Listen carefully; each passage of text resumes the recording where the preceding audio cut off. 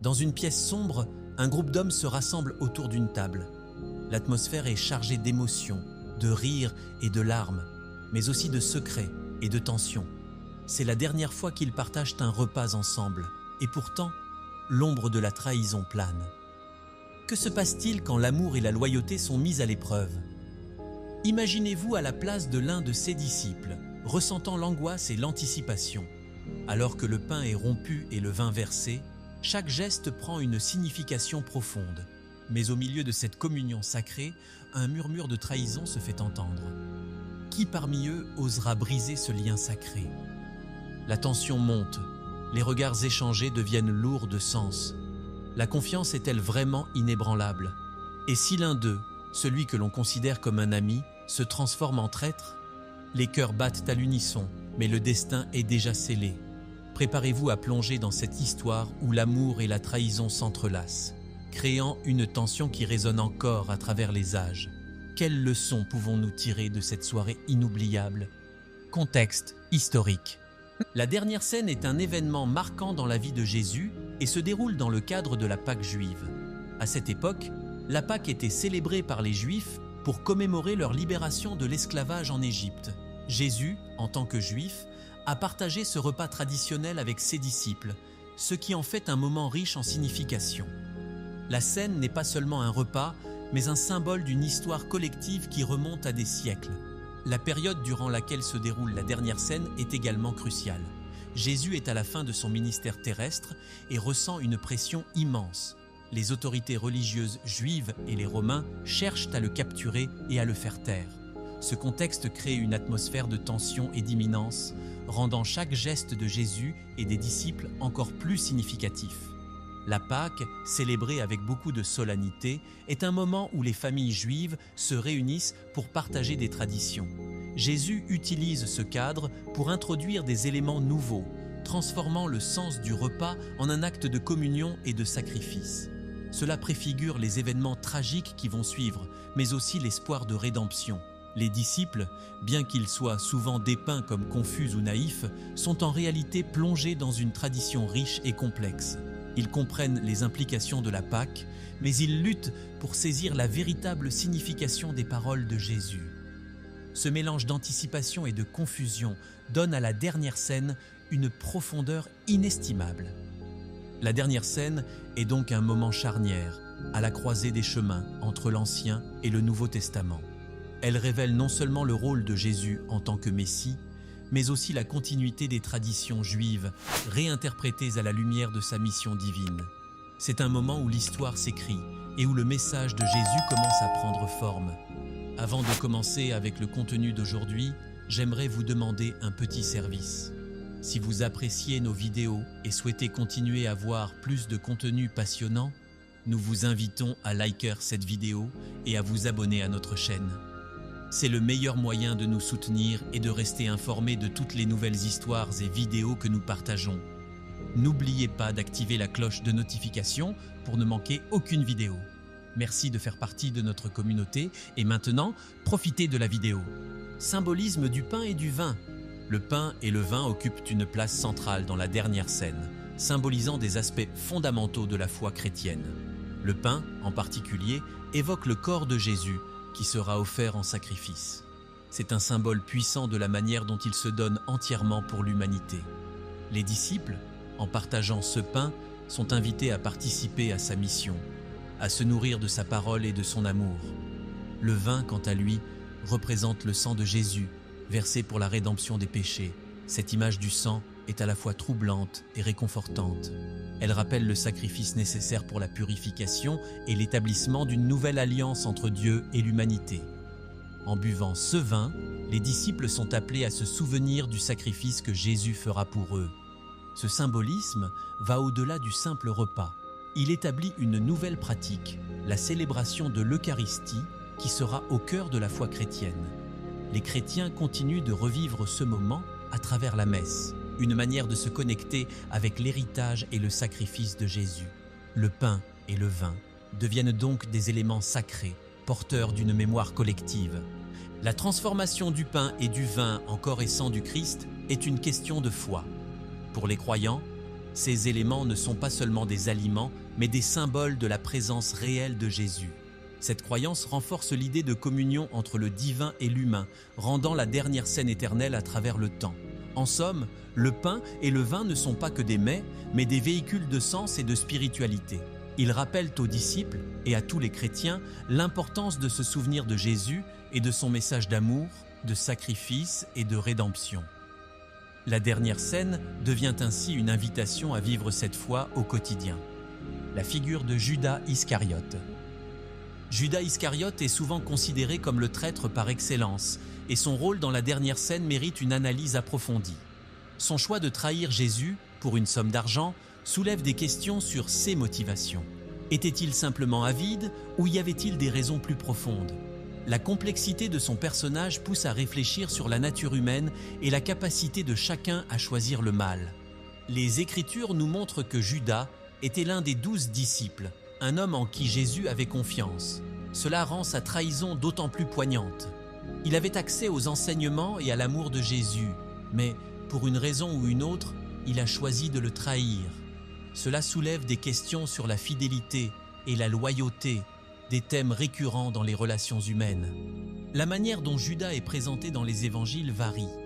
Certains passages insistent sur son rôle de traître, alors que d'autres laissent entrevoir un homme tourmenté par ses choix. Cette dualité de son personnage reflète la lutte interne que beaucoup d'entre nous ressentent face à des décisions difficiles.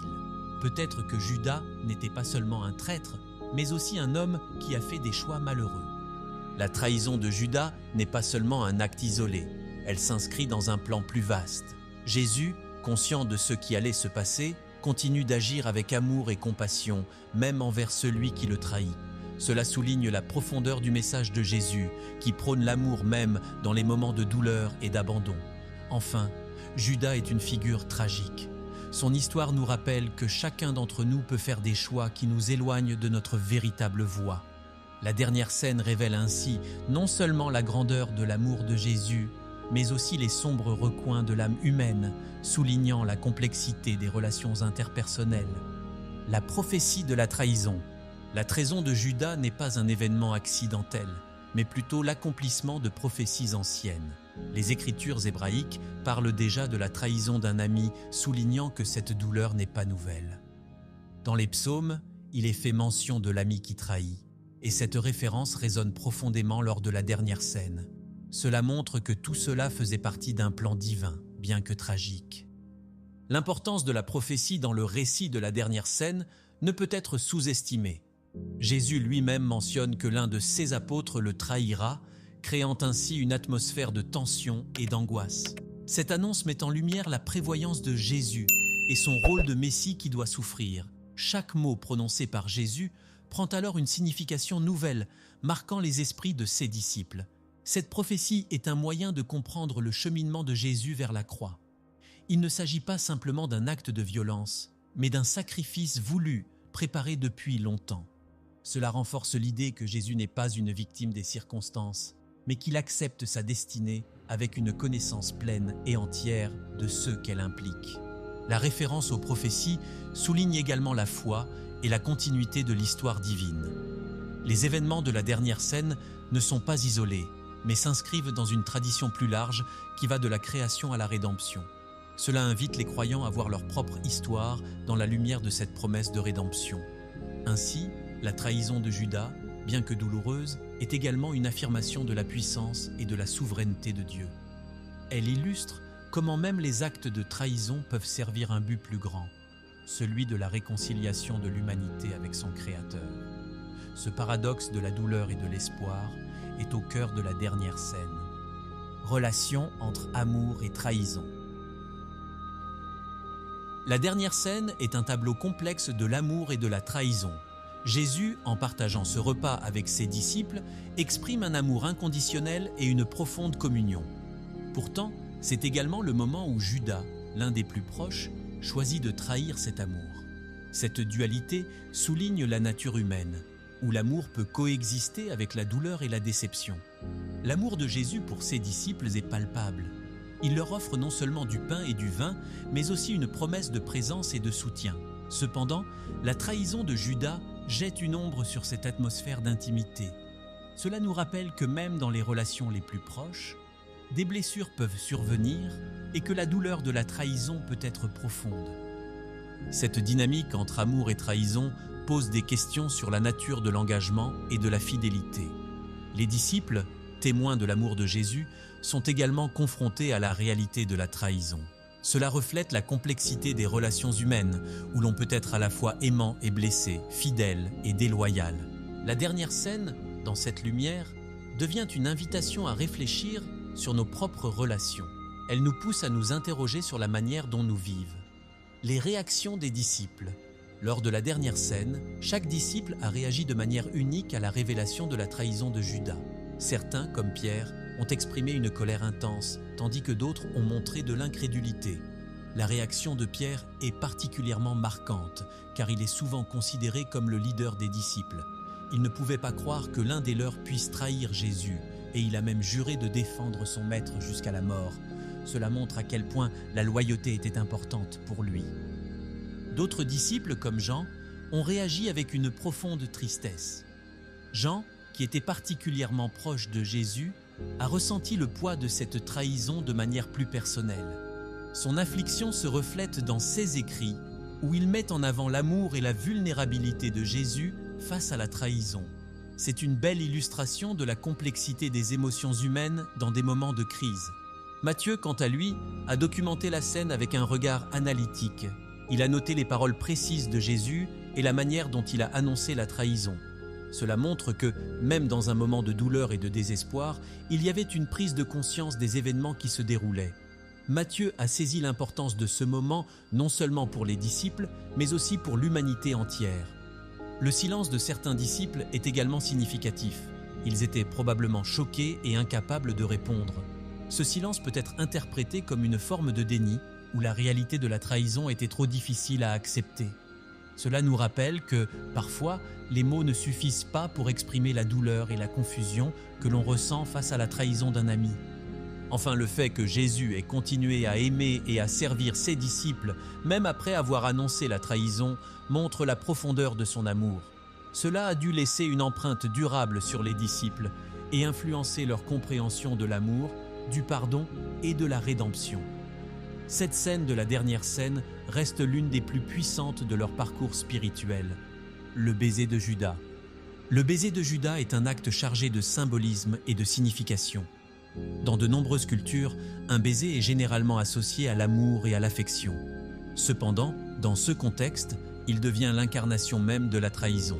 Judas a utilisé un geste intime pour signaler à ceux qui cherchaient à capturer Jésus. Cela souligne à quel point la trahison peut être perverse, se cachant derrière des actes qui semblent innocents. Ce baiser est souvent interprété comme une métaphore de la duplicité humaine. C'est un rappel que les personnes les plus proches de nous peuvent parfois être celles qui nous blessent le plus. La trahison de Judas nous pousse à réfléchir sur nos propres relations et à considérer combien il est facile de tomber dans des comportements hypocrites. Cela soulève également des questions sur la confiance et la vulnérabilité entre amis. Dans l'art et la littérature, le baiser de Judas a été largement représenté. Des artistes ont capturé ce moment avec une intensité émotionnelle, souvent en soulignant le contraste entre la douceur du baiser et la gravité de l'acte. Ces représentations artistiques nous aident à saisir la profondeur de la trahison et son impact sur la relation entre Jésus et Judas. Culturellement, le baiser de Judas a pris une vie propre. Il est devenu un symbole de trahison dans de nombreuses traditions. Dire que quelqu'un fait un baiser de Judas est devenu une expression courante pour désigner une trahison dissimulée sous des apparences amicales. Cela montre comment cet acte a transcendé son contexte original pour devenir une leçon universelle sur la nature humaine. La réponse de Jésus au baiser de Judas est également significative. Au lieu de réagir avec colère ou désespoir, Jésus aborde Judas avec compassion. Il l'appelle « ami », ce qui ajoute une couche de complexité à la situation. Cela nous rappelle que, même dans les moments de trahison, l'amour et la compassion peuvent prévaloir et que le pardon peut être une force puissante. L'institution de l'Eucharistie. La dernière scène est souvent considérée comme le fondement de l'Eucharistie, un rite sacré dans la tradition chrétienne. Pendant ce repas, Jésus a rompu le pain et partagé le vin, proclamant que ces éléments représentaient son corps et son sang. Cet acte a été profondément symbolique, établissant un lien entre le sacrifice de Jésus et la pratique eucharistique qui suivrait. L'Eucharistie est un moment de communion pour les chrétiens, un acte qui rappelle le sacrifice de Jésus et son amour inconditionnel. Chaque fois que les fidèles participent à ce rite, ils se connectent à la dernière scène et, par extension, à l'histoire de la rédemption. Ce lien entre le passé et le présent est central dans la foi chrétienne. Le pain et le vin prennent une signification particulière dans le cadre de l'Eucharistie. Ils ne sont pas seulement des éléments matériels, mais deviennent des symboles de la présence divine parmi les croyants. Ce changement de perception a des implications profondes pour la spiritualité chrétienne, soulignant l'idée que Dieu est accessible et proche de ceux qui croient. L'institution de l'Eucharistie a également des implications communautaires. En partageant le pain et le vin, les chrétiens affirment leur unité en tant que communauté de foi. Cela crée un sentiment d'appartenance et de solidarité, renforçant les liens entre les membres de l'Église. C'est un rappel que la foi est vécue non seulement individuellement, mais aussi collectivement. Enfin, l'Eucharistie nous invite à réfléchir sur la notion de sacrifice. En prenant part à ce rite, les croyants sont appelés à se souvenir du sacrifice de Jésus et à considérer comment ils peuvent vivre cet amour sacrifié dans leur propre vie. Cela soulève des questions sur la manière dont nous pouvons nous sacrifier pour les autres et incarne l'essence même de la foi chrétienne. Aimer et servir les autres, même dans les moments de douleur. Les messages de pardon et de rédemption.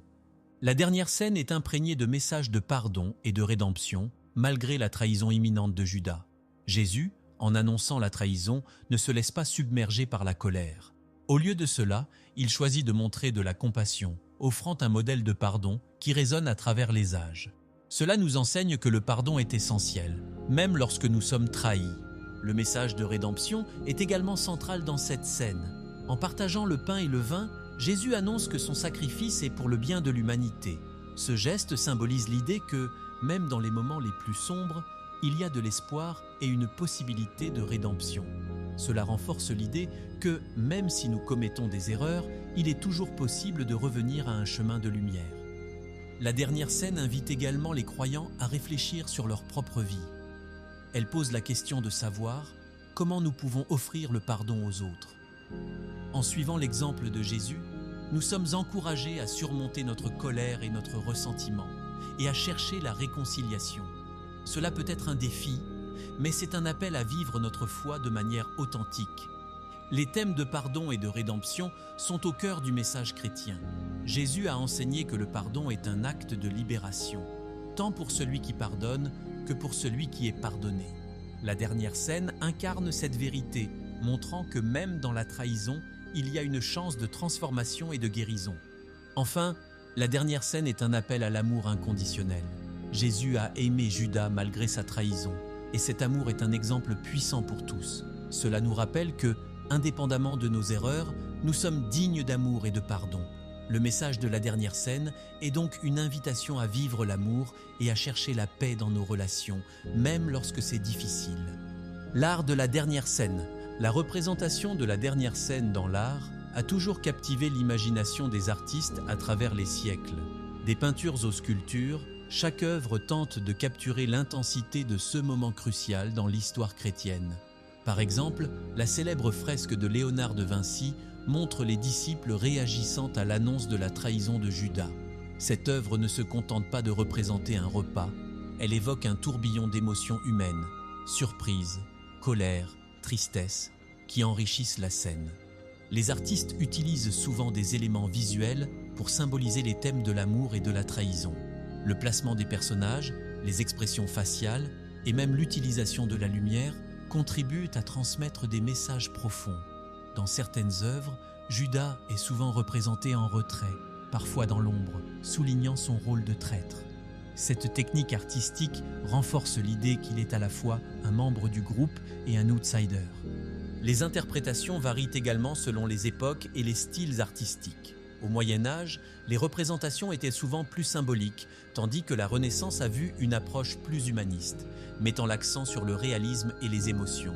Sue's Variations montre comment la dernière scène a été comprise et redéfinie au fil du temps, reflétant les préoccupations culturelles et spirituelles de chaque époque.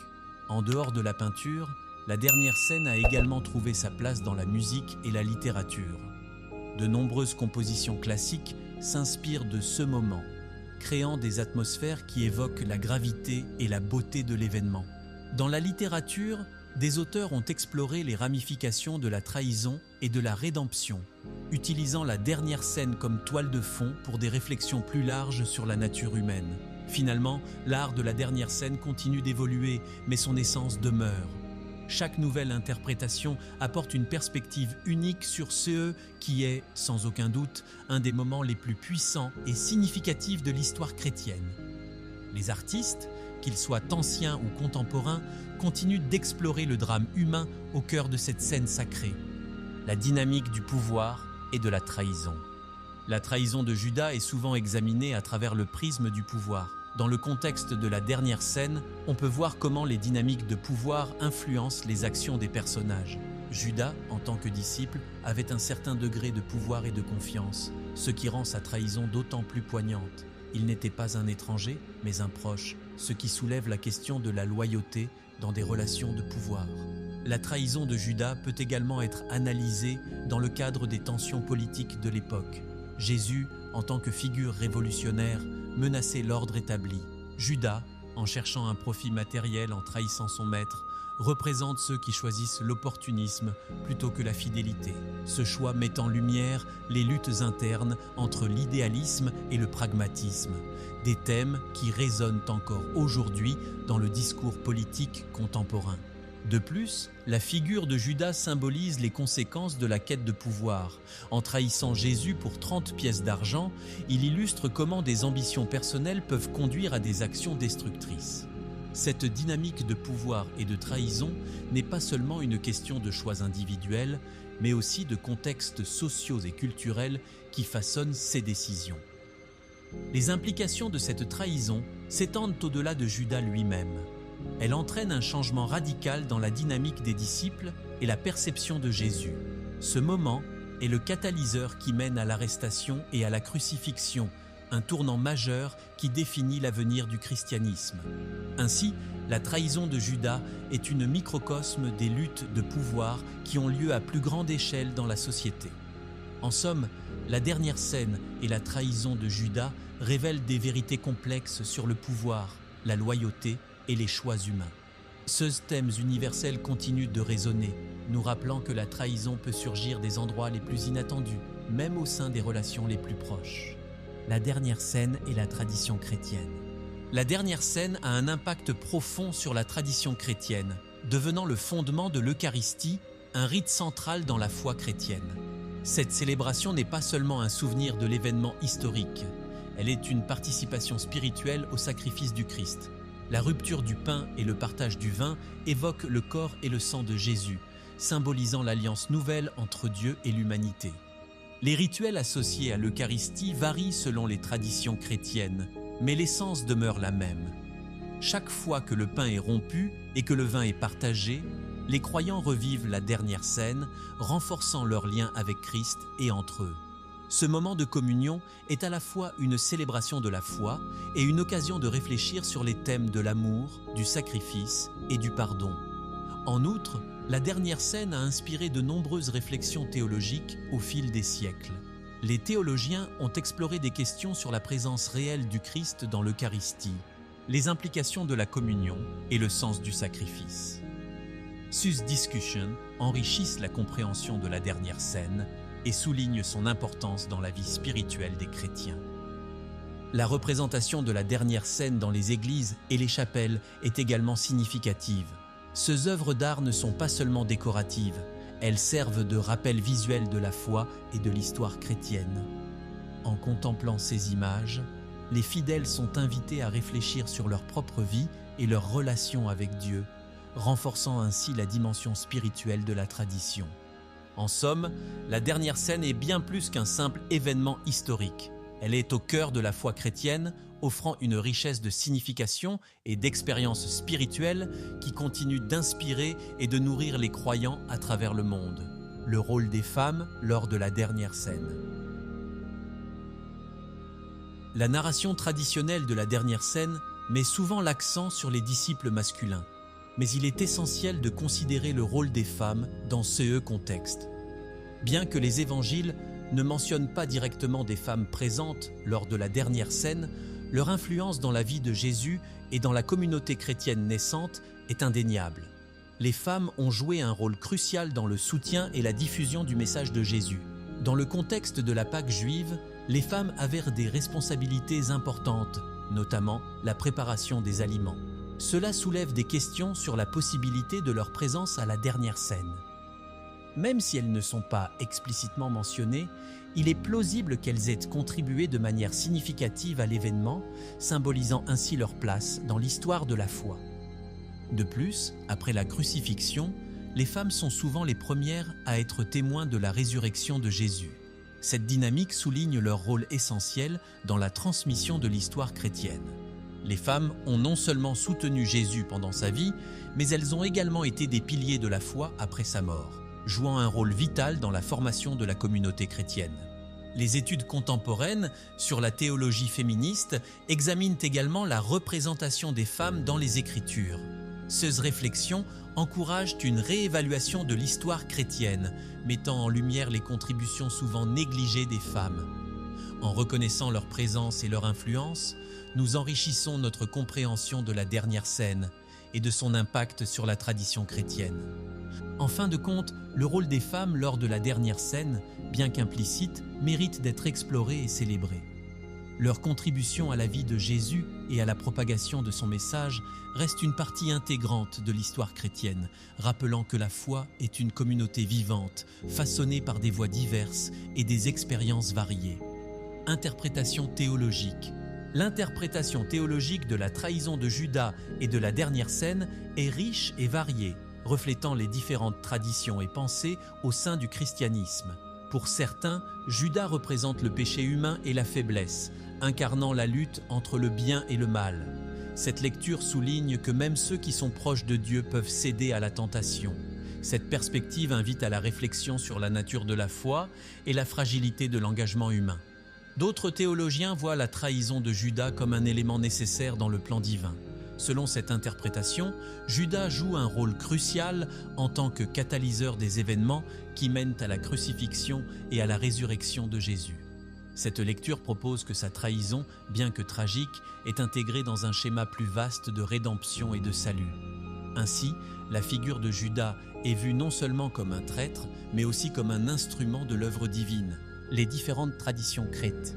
Et voilà, nous sommes arrivés à la fin de cette histoire captivante. La dernière scène, un moment de profonde signification, où l'amour de Jésus pour ses disciples brille intensément, mais où la trahison de Judas jette une ombre sur cette scène sacrée. Imaginez un instant, être à la table, ressentir l'intensité de chaque regard, chaque parole. Comment se sentirait-on en sachant qu'un ami allait trahir ? Cette trahison ne touche pas seulement Jésus, mais elle résonne à travers les âges, nous amenant à nous interroger sur nos propres relations. Sommes-nous parfois comme Judas, séduits par des promesses éphémères, ou avons-nous le courage de rester fidèles, même dans les moments difficiles ? Pensez à la leçon que nous pouvons tirer de ce repas partagé. Chaque geste, chaque symbole, nous rappelle l'importance de l'amour et de la loyauté. Que feriez-vous à la place des disciples ? Quelles décisions prendriez-vous dans des moments de doute ? Restez avec nous pour découvrir d'autres histoires bibliques aussi puissantes et émouvantes. Qui sait quelle révélation vous attend ? N'oubliez pas de partager vos réflexions dans les commentaires. Vos pensées pourraient inspirer d'autres.